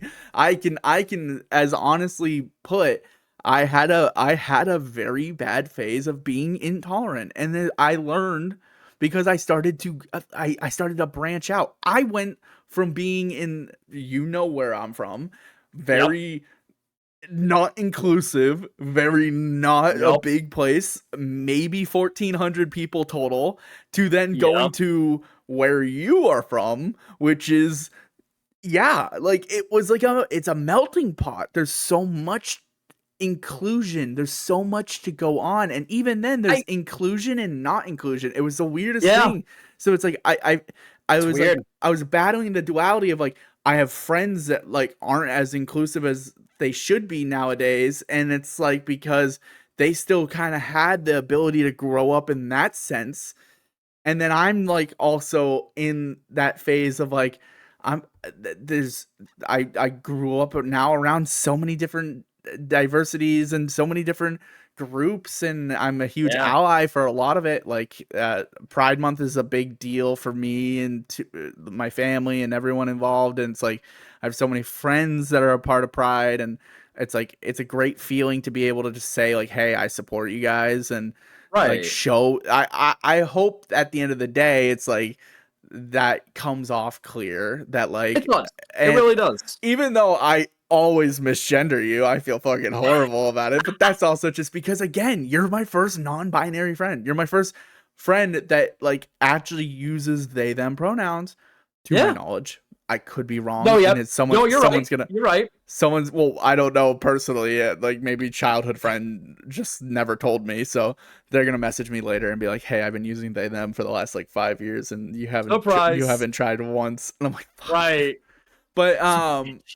but it's also like it's cool because it's like with you, you're so chill and so Yeah. understanding about it, and that's what Yeah. makes it great. Is it's like that's why I wanted to ask you about it. Is like, how do you feel? How does it feel? Like, do you ever actually do get bothered when like someone is to use like the wrong pronouns, or like to I guess in like a sense, like does it bother you that like it feels like maybe someone that you know isn't putting in like the full effort? You know what I mean? So the fact I just had to think about it should do the answer. Like it So never yeah, truly bothers me, but like would I appreciate it? Yeah, but also I think that's also where I'm at with life. Like yeah. I'm gonna be 28 this year. I'm nearing those Mm, 30s rapid fire. Like I've pushing been through a lot 30. of I've been doing a lot of growth. Like, I am not the same person I was from high school. None of us are, hopefully.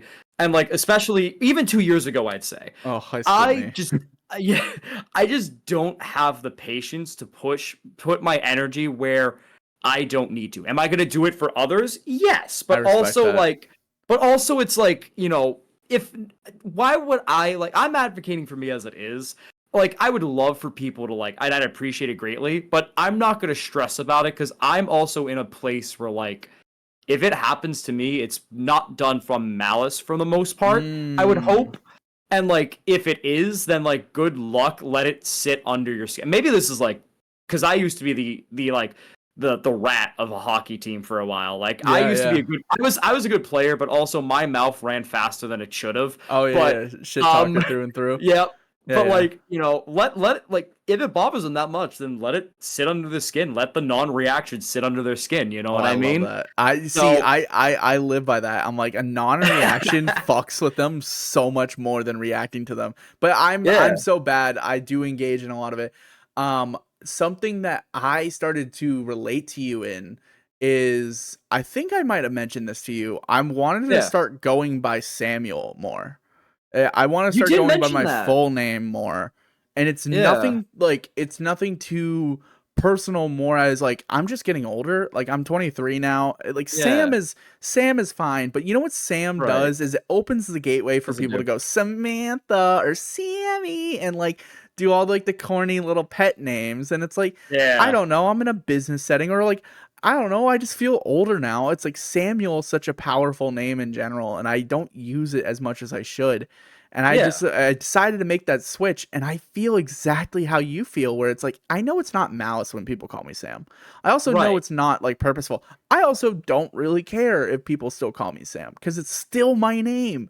But it's like, for you, it's a different story because it's like, that's not you anymore. So Not I don't know how you handle that feeling because like for me I would be pissed. I would be it, like, hey man, that's not me anymore. Like it's wrong yeah. bitch. It's like dual. It's a dual sense of like, I've always been the put others before myself person. That's just how it Mm, is. Like, that's as fair. much as I'm also the rat of a hockey team, I also was the enforcer where if something happened, I was the first one in to like start something and start running my mouth a little bit or throwing Yeah, a yeah, fist or two. And yeah. that's still the same thing now where it's like, obviously like, hecklers that come into stream, like, like if hecklers that have come into my streams for abortion rights before have come in trying to start shit, Really? Whoa, Yeah. that's Like, wild. I don't think I've did I ever tell you gotten about that. that? No. So like there was my buddy Noises, Yeah. really good friend, really good lurker, been here since day one, invited me to this group. When abortion rights were obviously they're still under attack now, but like way, way, way under attack back a couple summers ago. Hmm. And this was during my initial summer break I take from content and sweat my ass off and take a moment to reprise. He was like, "Do you want to join this group that's doing abortion right funds in July?" And I'm like, "Abso-fucking-lutely. I wouldn't want to come back from vacation for a cause any other cause." So I Yeah. did, and the first 10 minutes, I had like three different people come in. One was very blatant about their heckling. The other two were very discreet, and you could tell by their usernames more than anything. But Uh, like if it was me getting heckled, like it's fine. And it comes with the business. but it It was comes with life noises in as well. general. Exactly. There's a clip that goes around that I still have of when Meg was sitting, because obviously my wife likes to sit in the coveted chair over there, her Yeah, comfy yeah, beanie bag chair, yeah, yeah. during streams. Everyone loves seeing her. Back when we were streaming on the couch, there like during the because obviously with streaming, just chatting is like the prime place for hecklers, especially because Oh it's such a man. wide variety. Oh Which yeah. brings me to like one of the first hecklers I ever remember of him coming in, saying hi, and then being like, "Can you turn the camera a little to the left so your wife isn't there, whoever she is?" And basically was saying because she wasn't talking as much, she was still kind of talking and interacting, but Yeah. like she was just there chilling with me. And and they were like, "Oh, if you're not going to contribute anything to the stream, you shouldn't be there." So I Sexism's remember so rampant on Twitch. It's so weird. it's so It's so crazy, weird. and literally, I didn't notice the comments at first because we were yapping until Meg was like, "Buddy, I have the power to delete you. I hope you know." Yeah. And basically, it kept going. I was like, "All right, no need." And then he kept going. I was like, "You could ban now, bye." And then Meg couldn't ban, and I was like, "All right." And then he started spamming like "fuck you." I'm like, "Fuck me, no, fuck you." And his name was like Coco or something. So I'm like, you know what? Fuck you. Coco's an overrated Disney movie. And the last movie and the last clip, and I don't think that, by the way, it was for the I know. bit. The Yeah. last message I remember seeing was "fuck you, no, it isn't." Yeah. And then they followed me, and it was the funniest thing, and we had a great laugh, Meg and I, about it. So Yeah. it comes with life, or like I can choose, and this is like also where I'm like leaning into my spiritual side a lot more too, because I'm not religious, I'm more spiritual. Yeah. Obviously, when it comes to religion, I study the Eastern stuff like Hinduism, Buddhism, and Taoism and stuff, which Mm. is more philosophical and spiritual.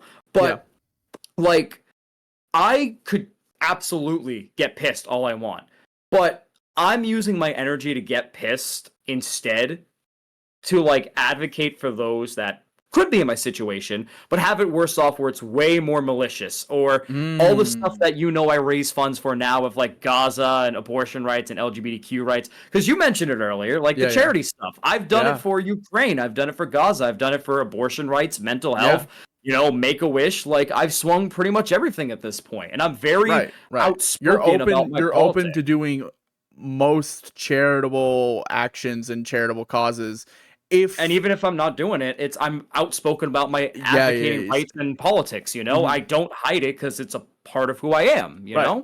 Right. So I I'm think I'm trying to become more open to the discussion of politics.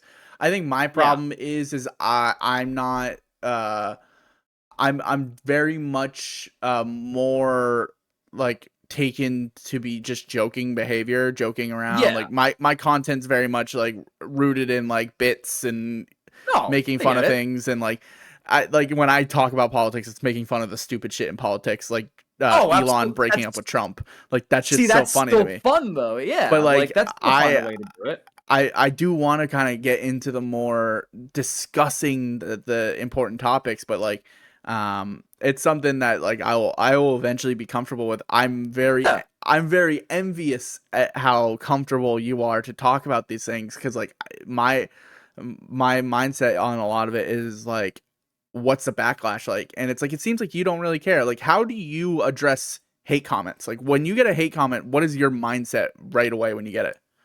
I either usually spit it right back or just block them, you know? Because, like, it's a.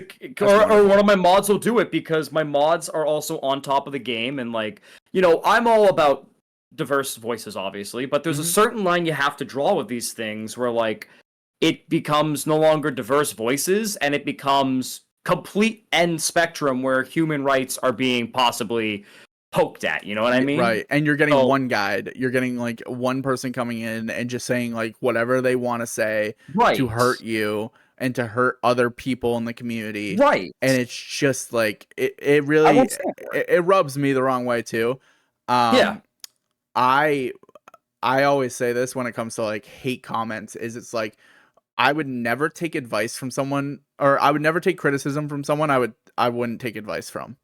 So it's Right. like these Exactly. chatters that come in, and it's like, I don't even know who the fuck you are.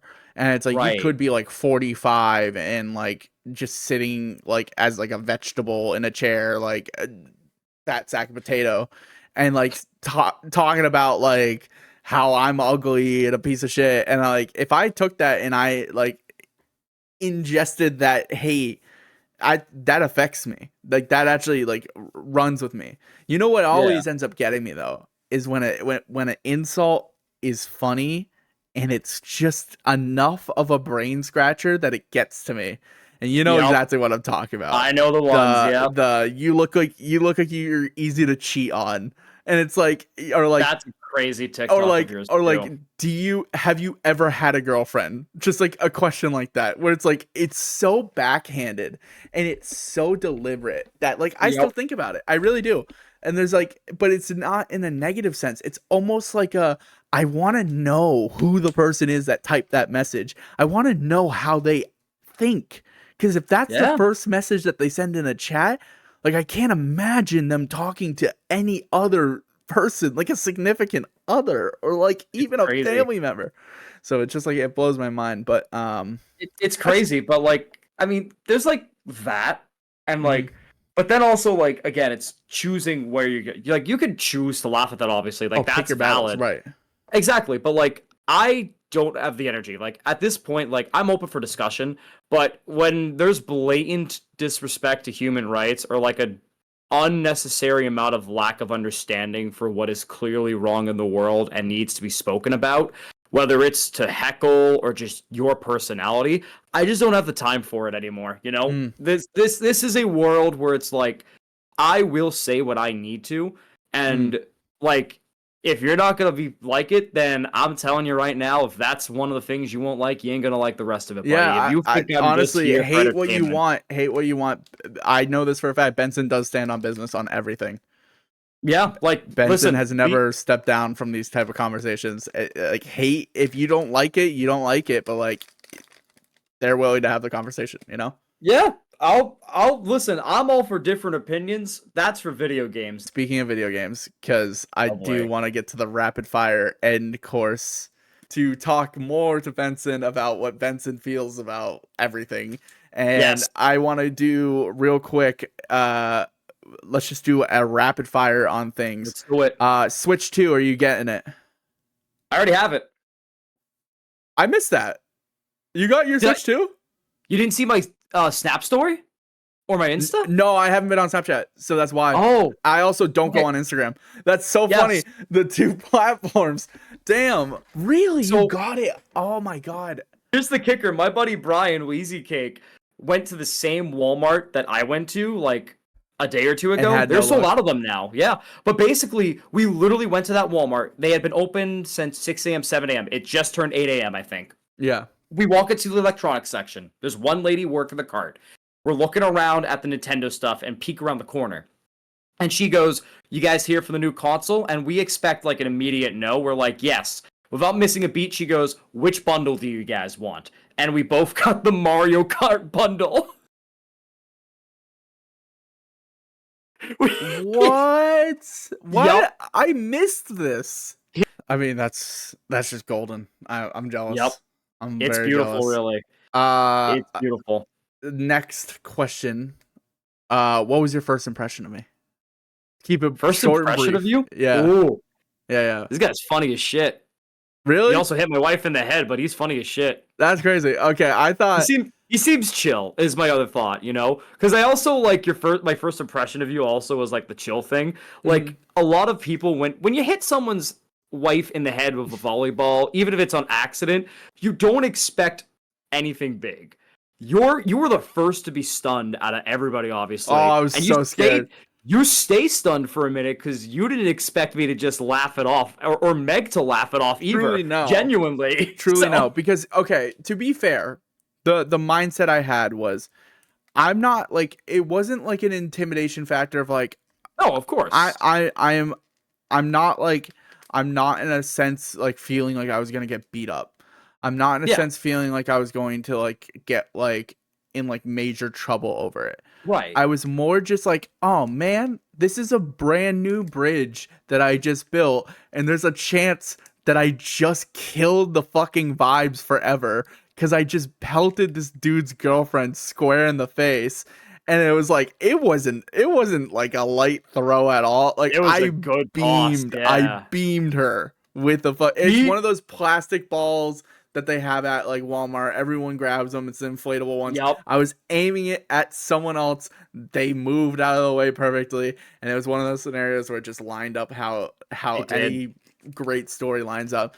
But like it wasn't a fear of like, oh my god, like I'm gonna get my ass kicked or like there was a moment where I was like, am I gonna get punched for this? Like, is he gonna just like I don't know him. Like I really don't. Yeah. And it was thankfully not that type of vibe, and it was very grateful it wasn't, but it was just also like what a horrible first impression, like what a bad one. Thankfully our first impression of you was he's pretty great, and like I didn't say it out loud, but I'm like, yeah, his heart's in the right place because like you had the fear. He's trying. You had the fear longer than anyone else, and like we both knew it was an accident anyways, but like. The fear was longer than anyone else, but like my first impression, he's pretty funny and chill. Heart's in the right place. Absolutely. This is a guy that I can get behind. Was my first impression. There was no ill intention because it wasn't even meant for her. What's next for you? Oof. So streaming season finale always keeps going. So obviously D&D campaign eventually that fell through because one or two people in our group just couldn't. Life gets in the way, and I do respect it. Obviously, like they've messaged me personally, like I really want to do this, but like things I got in the way. You gotta let me know who later. I'll let you know. Yeah. But like I respect it. Obviously, like shit happens. So I'm working on some other stuff for D&D. I'm working on taking a show that I really love, and I got Connor into, and turning it into a D&D campaign. Which is interesting because I'm taking this entire Magic network and turning it into a campaign. What show? I'm not saying it's gonna be. It's gonna really? be secret. Okay, I won't say it on air. I won't say it on air. I'll tell you after. Because then I'll tweet it out. I'll tweet it out right after. It's a good year or two away, but it's Yo Gabba Gabba. You already messaged me. Oh hell yeah, Yo Gabba Gabba baby, let's go! Fucking so excited for the fucking Coachella D&D setting. Can't wait. Sabrina Carpenter's the final boss. Let's go. Gabba fucking casted Fireball. Yo, casted Eldritch Blast. But there's that. Sick. The rebrand has already happened for YouTube. I haven't posted a video other than gaming yet, but instead of just the game dimension, I'm now Benson dimension. There's a couple of things. I feel good, actually. Yep. And it's a thing I've talked about where it's like it's also in part of me, because I'm not just a gaming person. I've realized it on streams as well. I talk about everything. Genuinely, like TV shows, movies. I write about different things. You know, I'm not just gaming as much as a big part of my personality and a huge reason of why I've started this journey to begin with. It's not just me. So Yeah. I've got a couple videos still in the works that I announced during my presentation that I made for the beginning of the year that life got in the way, but I'm still working on them. And some other stupid shit that I came up with, like a cooking video that is just based off an insider joke that Kim and I have with another friend. And we were like, what if we do this stupid bit for fun? And we were like, where are we going to get this? We're cooking gator is what I'm going to leave it at. Interesting. Okay. Yeah. It literally all just stems from an inside joke, literally starting with one of our friends, like dead ass, because they're from Florida. Is this Like, about that's it. is this about sitting ducks again? No, it's not, I promise, but I do have sitting duck shit planned as well, don't you worry. No. Eventually, I got you. Burn that game Nope, into the too ground. late. That Too game's late. terrifying. Nope, too That late. game's a fucking horror late. show. Yeah, I mean, other than that, it's just expanding content, maybe some non-scripted stuff too, and just, you know, the streams are going to keep streaming. You know, there's going to be always more charity stuff on the horizon. May is always Hell going to yeah. be Mental Health Awareness Month. Mhm. And obviously I've got people in my corner like you guys supporting, and also I got people in the industry like Jenny that are, you know, supporting and giving me some great keys and opportunities. So shout out to Kim Chica. Shout That out is to so cool that you just have someone that's like been giving you keys to games and she's a really good friend as well that like I genuinely like, even though like I caught up with her for a split second because she was in line for a game I was playing, and I recognized her by her purple hair because she has very lovely purple hair.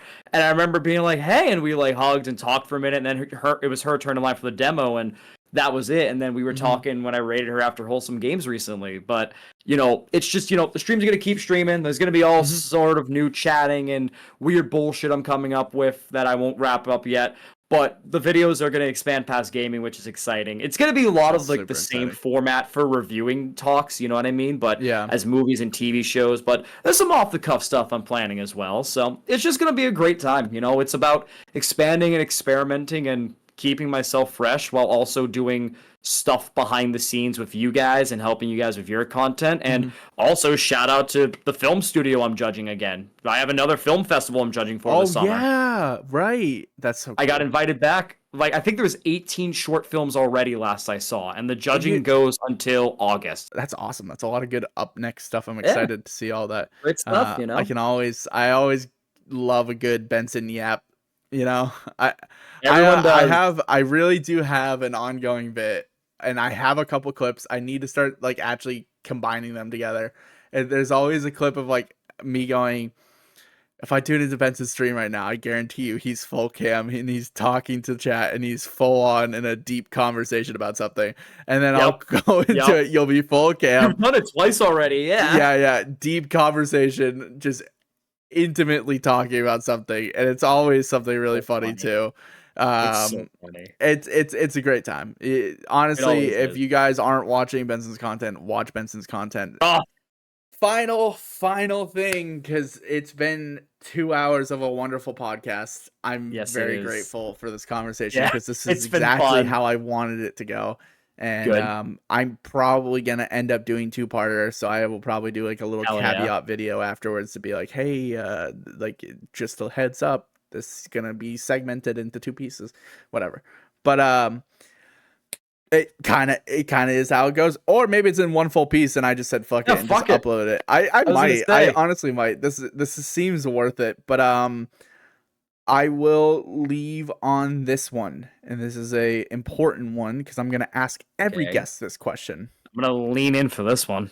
Do you have a piece of advice to give to the audience? Yeah, actually. Okay. Just do it. Just create, you know? Love it. Don't be afraid, genuinely. One of the biggest things is obviously, you know, delaying the YouTube channel, but I eventually did it and I'm not regretting it. I never thought I'd get into streaming, never thought it was my thing because I never really watched streams, and then I just did it, and you know, here we are now. Again, here we are now, you know? And even like then, like because everyone goes through this with creations in general, whether it's art or just literally create. even if you think it's a piece of shit, like, you are your biggest critic. And Yeah. that's another piece of advice. Don't take what you say to heart. Write it, keep it as a note, but People will don't love your take it shit. to heart.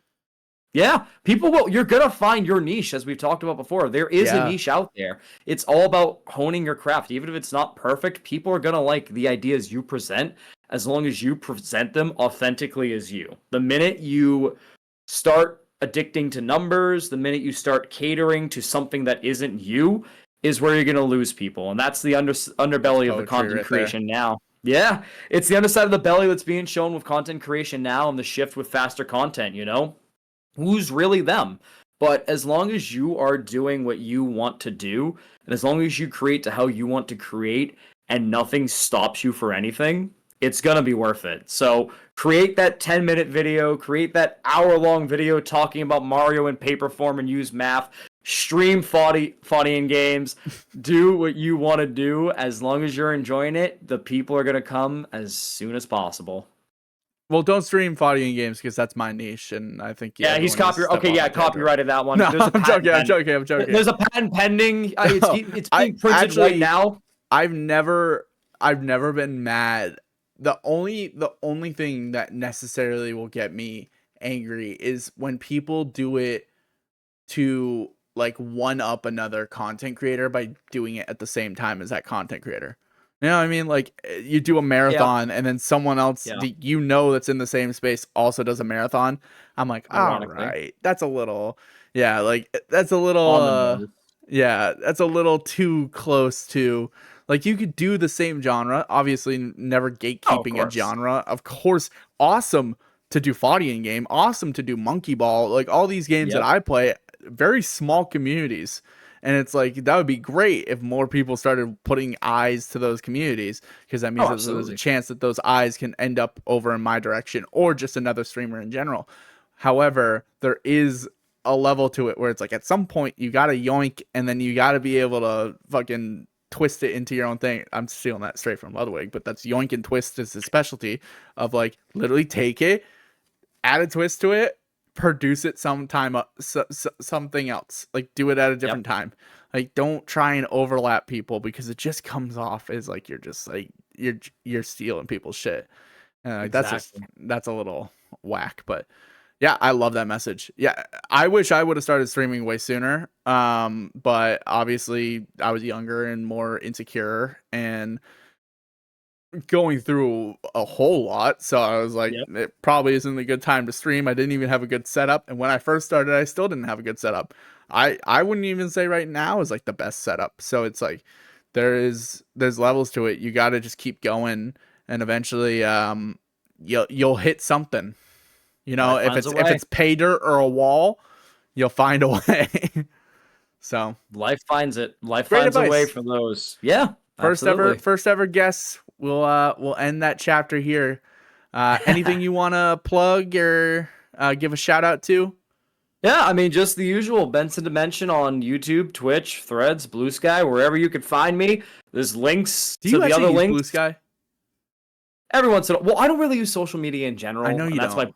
That's my hubris. But like Blue Sky, I loved Blue Sky for a week, and then it was I kind of miss the toxicity of X. Yeah, I use Threads and Blue Sky. Also, Blue Sky doesn't have Grok, and that's just a deal breaker for me. That's a valid point too. But yeah, links lead to other links. Shout out. Obviously, I will put all of his links in the description below, so you guys can go check them out. Guys, seriously, go check them out, or check them out. There you go. fuck. I made it so far. That's it. You're done. You're done. You're done. I'm cooked. You're cooked. Well done. Go check Benson out. Benson is a wonderful creator. They have a plethora of content. Their streams are very engaging to watch live and in VOD form. And overall, just a great vibe, great community, and a nice place to call home. So go check them out. And until next time, which probably there will be a next time. So there will be. Peace out. Bye, guys. Bye.